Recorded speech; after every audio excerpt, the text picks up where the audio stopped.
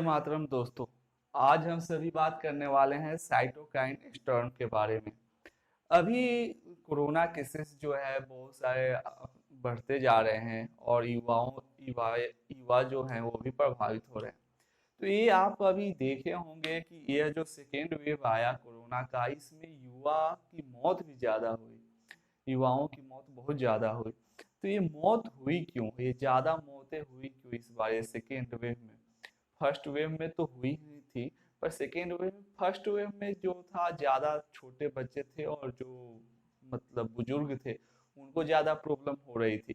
पर ये second wave में युवाओं को भी ज्यादा प्रॉब्लम हुई। ये युवाओं को क्यों प्रॉब्लम हुई, इसी पे आज हम लोग चर्चा करेंगे।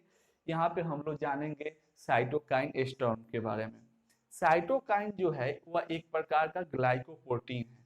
अगर यह निश्चित मात्रा में हमारे शरीर में बनता है तो वह हमारे शरीर के लिए लाभदायक है और यह विभिन्न प्रकार के पैथोजन से लड़ने में भी सहायक होता है। यानी कि यह हमारे इम्यून सिस्टम का एक प्रोसेस है, एक हिस्सा होता है।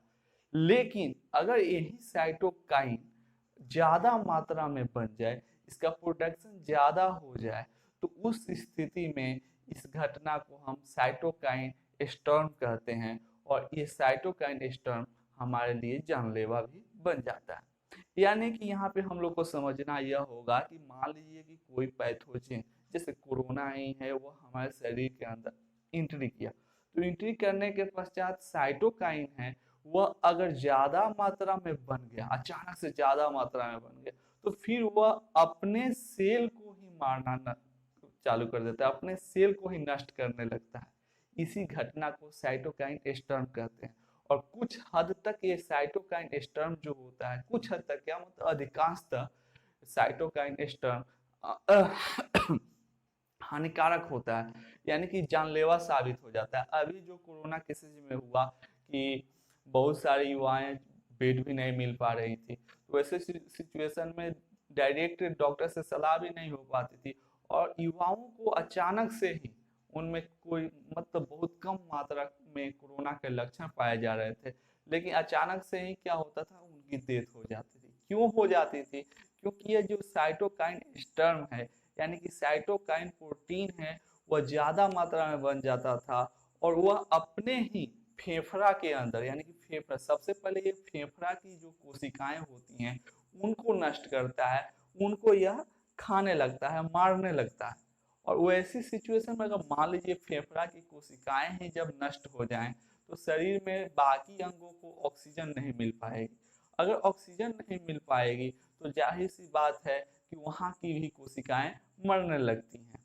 अमेरिका में एक रिसर्च हुआ था कि कोई कोशिका है, अगर वह लगे कि वह संक्रमित है तो खुद अपने आप को मार लेती है। लेकिन यहाँ पे साइटोकाइनिन है, सॉरी साइटोकाइन, जो क्या करना है, इसको शरीर की कोशिकाओं की रक्षा करनी है। लेकिन अगर अत्यधिक मात्रा में जब यह बन जाता है तो यह अपनी कोशिकाओं को और या पैथोजेन की कोशिकाओं को पहचान नहीं पाता है और अपने ही शरीर के ऑर्गन की कोशिकाओं को नष्ट करने लगता है, जिसके वजह से दिक्कत उत्पन्न होती है। तो जब यह साइटोकाइन काइन होता है, वह सबसे पहले फेफड़ा की कोशिकाओं को नष्ट करता है और नष्ट करने के फलस्वरूप क्या होता है कि बाकी जो अंग हैं, अंग की कोशिकाएं हैं, उनको ऑक्सीजन की आपूर्ति नहीं हो पाती है, जिसके वजह से वो भी धीरे धीरे फेल होने लगते हैं।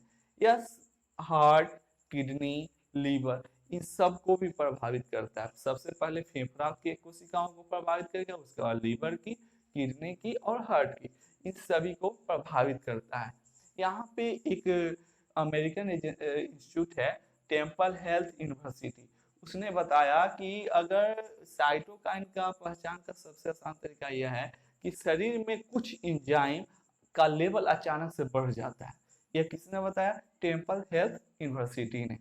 तो यहाँ पे ये सारी चीज है। युवाओं में अगर O2 लेवल यानी कि ऑक्सीजन का लेवल अचानक से गिरने लगे तो उन्हें तुरंत से तुरंत जितना जल्दी हो सके डॉक्टर से सलाह लेनी चाहिए। ठीक।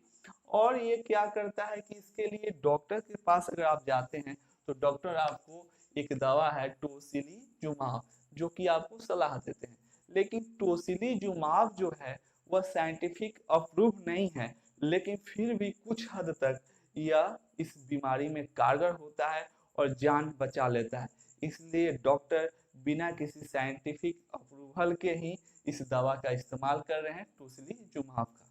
तो आज के हम लोग वीडियो में जाने साइटोकाइन स्टॉर्म के बारे में। साइटोकाइन स्टॉर्म क्या होता है, यानी कि जब अपना ही इम्यून सिस्टम अपने ही शरीर के खिलाफ काम करने लगे तो वही साइटोकाइन स्टॉर्म है।